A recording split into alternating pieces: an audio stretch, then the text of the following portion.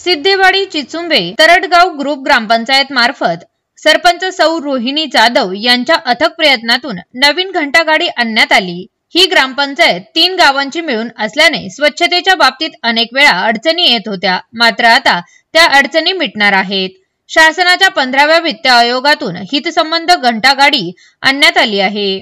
स्वच्छतेच्या बाबतीत गावातील कचरा आणि इतर घाणीच्या साम्राज्यामुळे गावातील नागरिकांना हिवताप, मलेरिया, टायफॉइड यासारख्या आजारांना बळी पडावं लागत होतं। या घंटागाडीचे उद्घाटन सरपंच सौ रोहिणी जाधव, उपसरपंच लक्ष्मण गोडसे सर यांच्या हस्ते करण्यात आले।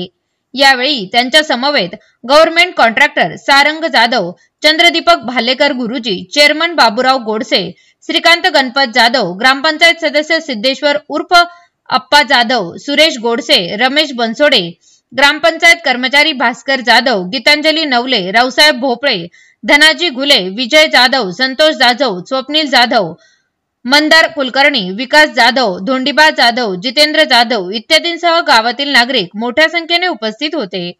परंतु आता या घंटागाडीमुळे आता वेळेत कचरा उचलून विल्हेवाट लावता येणार आहे। त्यामुळे आजारांना थांबवता येणार असल्याने गावातील नागरिकांमधून आता सरपंच सौ रोहिणी जाधव यांचे कौतुक करण्यात येत आहे।